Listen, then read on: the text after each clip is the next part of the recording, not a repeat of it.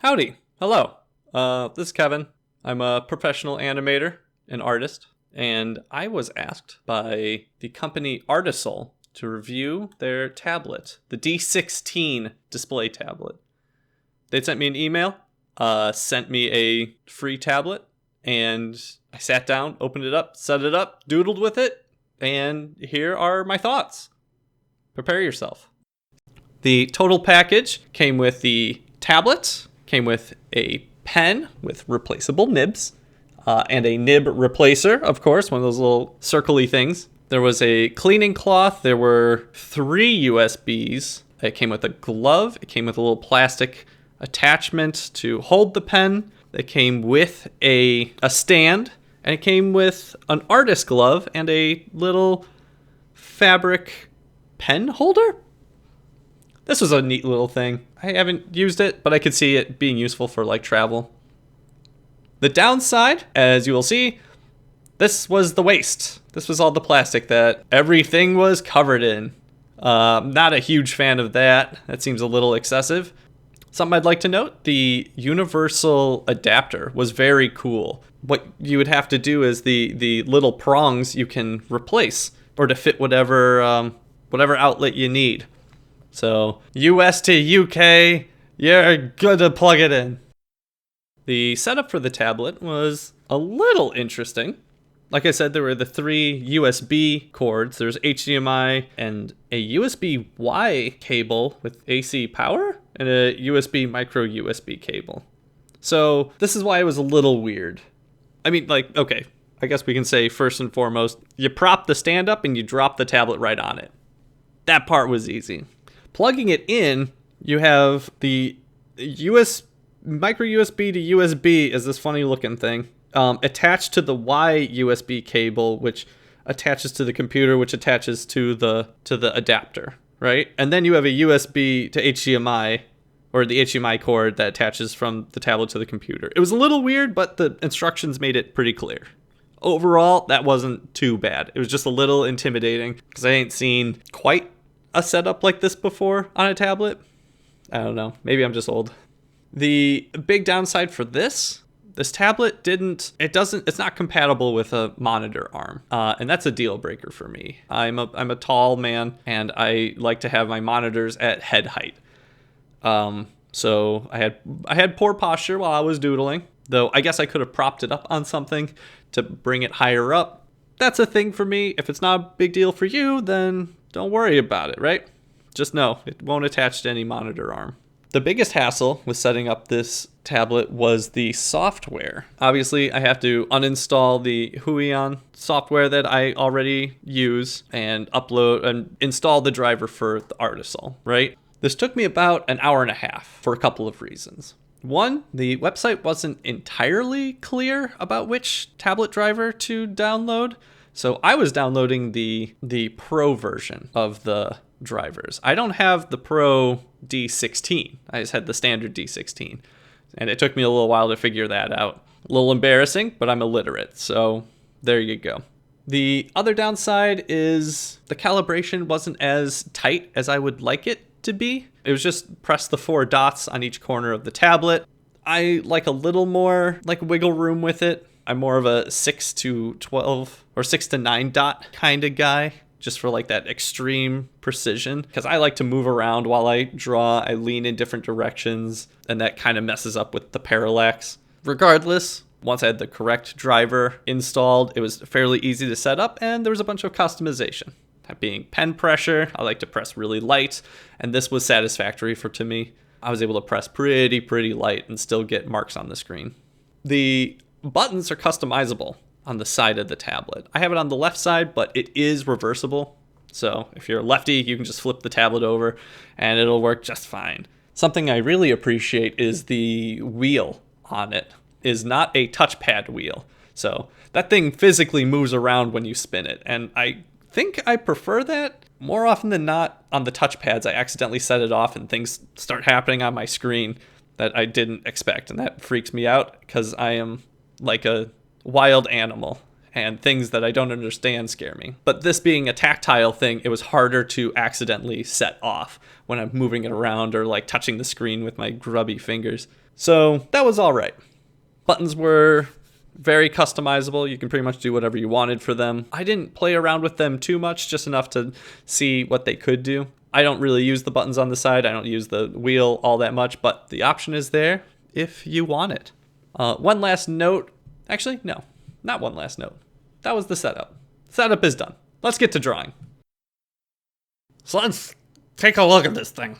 This tablet is about 3 pounds. The screen size horizontal is 13.5 inches about by 7.6 inches.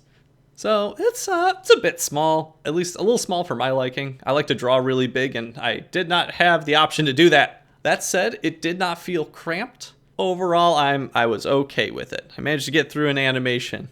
The screen resolution is 1920 by 1080, so it looks really crisp on the smaller screen especially. Everything was really tight, and I appreciate that. It's just, when I was zoomed out from the doodles, it seemed to look better.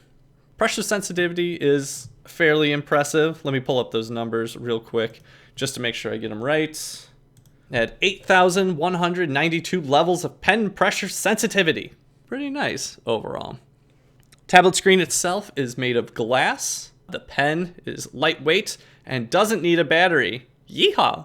I'm not a huge fan of drawing on glass, but I know that there are some screen protectors that you can get that will give it kind of a texture if you wanted to draw on it. And from what I was able to read, I didn't have one of these myself, but it doesn't affect parallax all that much. I had mentioned in the calibration there were only the 4 points, so it did feel like the cursor would drift a bit from the tablet pen itself while I was drawing, but that might just be a case that I'm a fidgety asshole and I couldn't sit in place. I was drawing from different angles, I was leaning over, I was leaning back, and that kind of, my angle of view adjusted kind of how the pen worked. It wasn't enough that like really threw me off, and I was able to still draw pretty concisely, but something to keep in mind. Like I said, the pressure sensitivity was really nice. I like to draw light. It allowed me to do that. It got a little goofy by the edges of the screen. So there's a kind of a black bar on the glass that kind of ends where the pen ends, and it would get a little funny when I got close to the edge. I had to keep most of my doodles right in the center, which, you know what, is probably for the best regardless, so you can see what you're doing. Another thing worth noting, I don't know if this was a problem that I had, again, what with setting up the tablet or goofing with it. The button on the pen didn't work. Like, I would click on it and it should be a right click, and it took the cursor and dropped it like maybe an inch or two below where the pen was, like pretty consistently. So that was weird. That was just a weird thing. It was weird.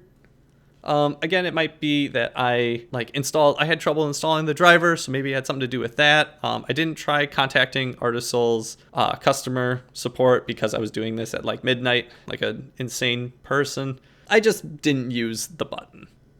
I just used the pen like a pen. I should note that the pen does not have an eraser on the back, so if that's a deal breaker for you, keep that in mind. The only other weird thing, at least with the setup, which I didn't mention before, is this tablet had to be the first monitor. So I have a 2-monitor system. I originally had it as the second monitor, and when I installed the software, all of my pencil marks were appearing on the first monitor, the not tablet monitor. So I had to go in preferences and rearrange the tablets in a way that the Artisul tablet was the first monitor and my second monitor was a second monitor.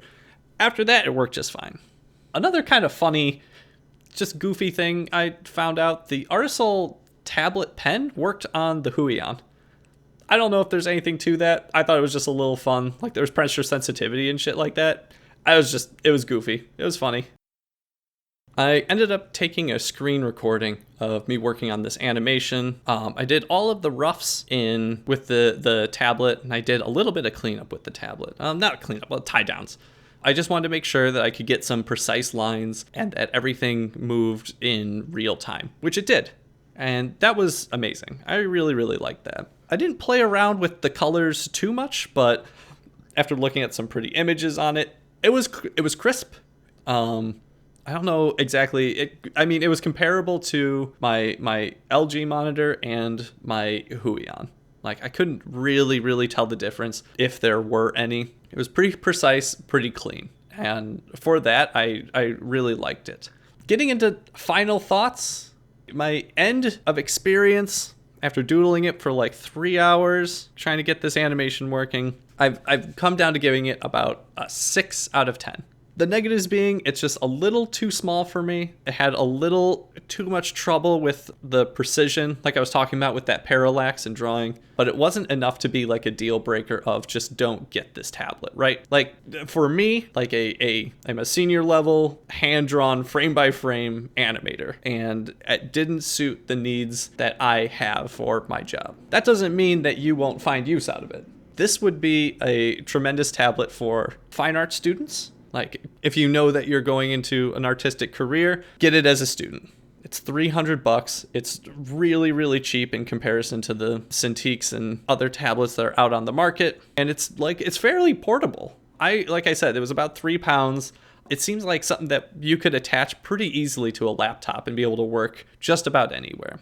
I would also recommend this to a junior level artist or some like big time hobbyists. Like if you got like if you like do art on the side or as like a side hustle, then go for it. This thing will treat you very well. Again, I have to stick with the 6 out of 10 just for the size, how it can't attach to a monitor arm, and it's just not quite as precise as I would like it to be.